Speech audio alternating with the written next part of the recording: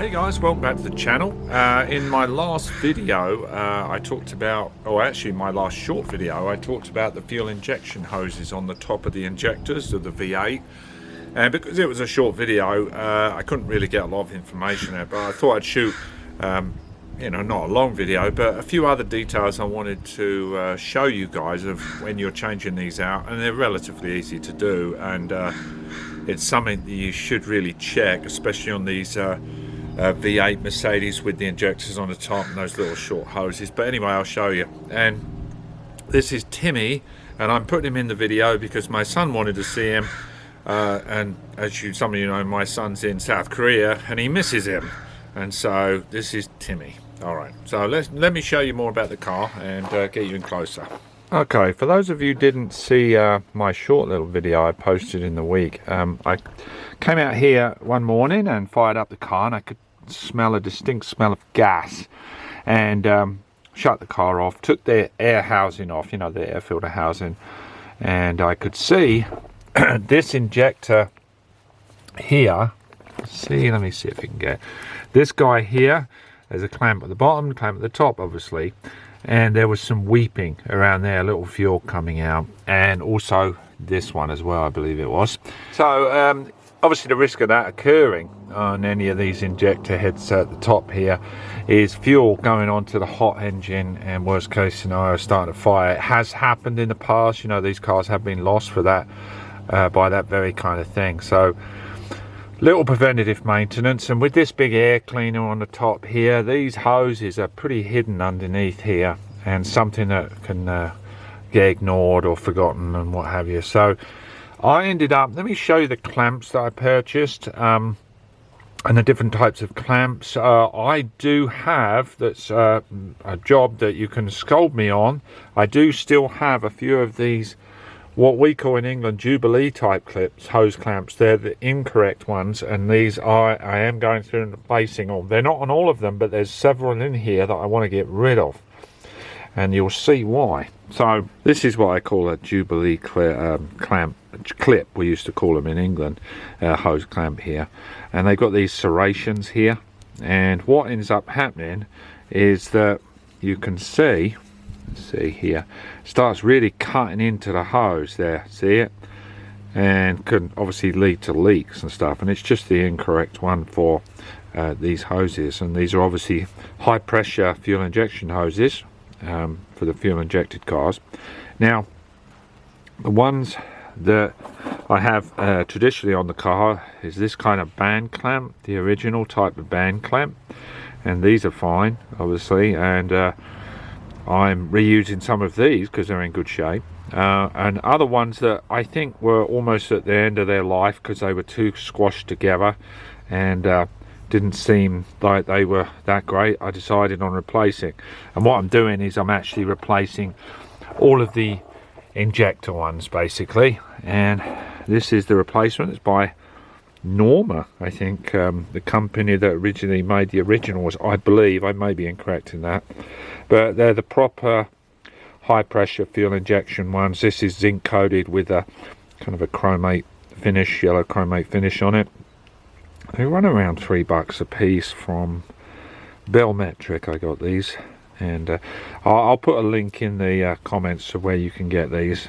Anyway, so again, as I say, we're replacing with high pressure fuel injection hoses, and it's just a question of what I do is, obviously when dealing with fuel stuff, I always disconnect the battery, just so we don't need any power in here when you're dealing with any fuel that is going to come out. Have a rag ready to, once it starts to relieve the pressure, it's going to come out, but just for a little bit, and then it will stop.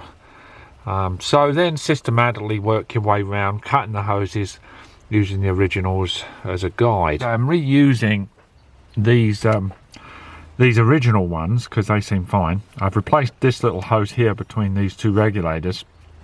This one's a little bit of a tricky one because you've got to make sure that you cut this hose the correct length. If you do it too long, you're going to end up with a sharp kink here.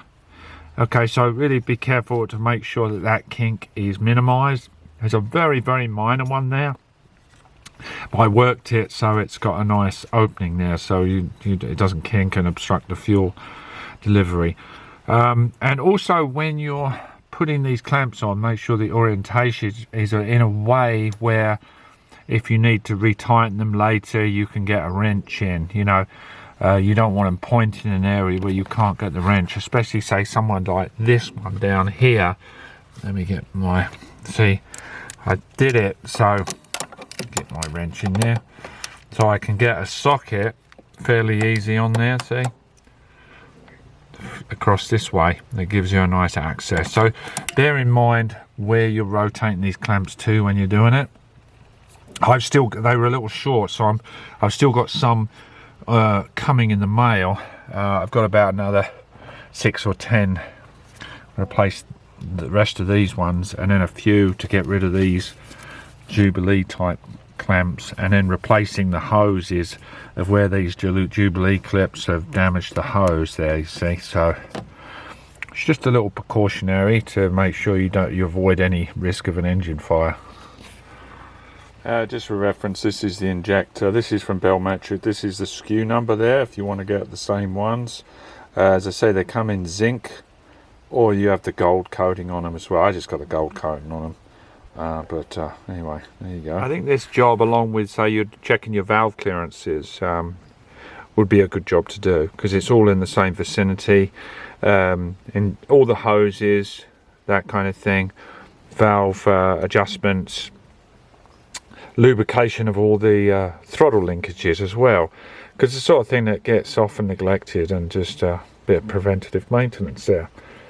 Also, another couple of things while you're in here doing all this work, check things like this. You know, this rubber shock mount here for the air cleaner. These can tend to break, and then you'll have the thing rattling all over the place. Vacuum lines, check your vacuum lines. This is a new one actually, I put in a little while back. And yeah, just give it a good visual, because it's often neglected here. So right, along with all those hoses, don't forget to check the ones at the back. My friend Christopher in Australia reminded me on my short.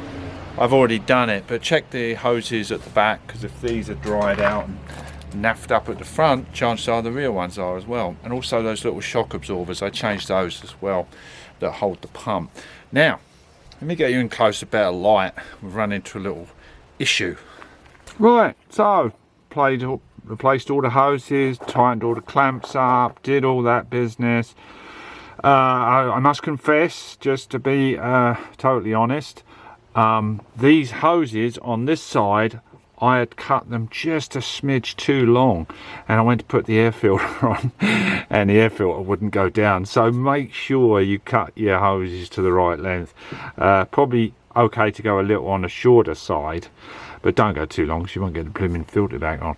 Anyway, so that being said, on this side, when I went to put them on, I removed that top injector, because I thought might be easier to load it all up with the injectors, then settle the injectors in, but you don't need to do that. But anyway, just that as a note on the side here. So I went to fire it up. Now, bearing in mind this car was running absolutely beautiful before I did any of this fuel leak thingy checks. Now it's running awful. It's lumpy, it's shaking all over the place. I go, what the hell's going on? So I backtracked. Number one, I thought, well, you know, you've got to let the fuel pump up and get in there, but it just wasn't getting there. And the whole thing was rattling around like you wouldn't believe it. I did clean all the plugs just as a matter of course anyway. So anyway, because I removed that injector, I'm suspicious of that injector, right?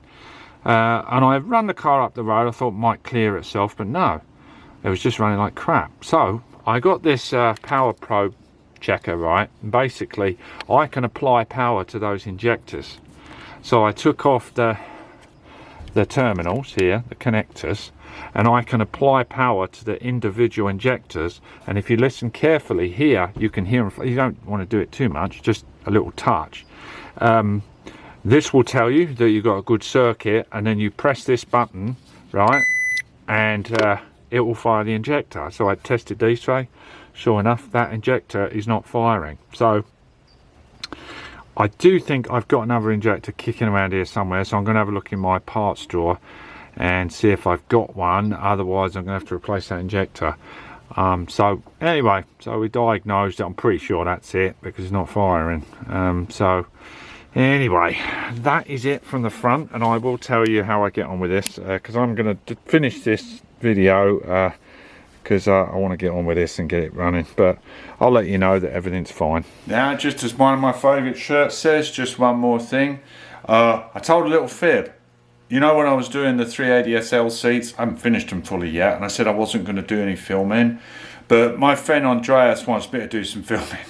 So I'm not going to do a filming of the high detail all the way through, but I think what I'll do is I'll film putting the driver's side one on and key moments, you know what I mean? So little difficult areas that I think people should take note of.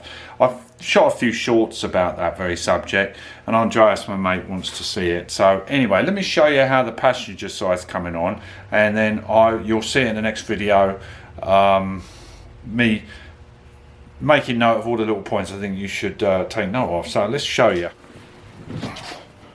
So there you go, look at that. Just as a little note, a little tricky was the headrest, but I've got a little technique I'll show you on that.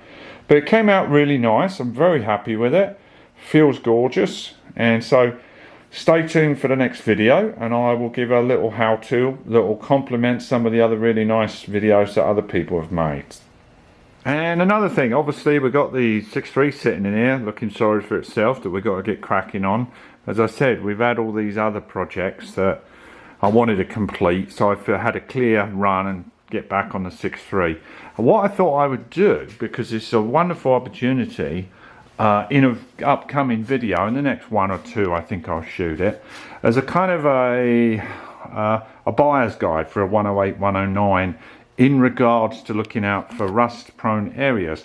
And now that the car is up like this, I can show you extreme detail from front all the way back, and you can actually see all the little beams and the seams and the corners and the edges where rust can form. And so when you go out and look at one, you can visualize what you're looking at instead of just looking at the typical rockers and the underside and keeping your fingers crossed. You can actually see why they rust in certain areas, and depending on the location of where you're buying it from, I mean, if you're buying it from a very dry area, the rust isn't too much of a problem, but a lot of these, because they've been on the road so long, they do rust.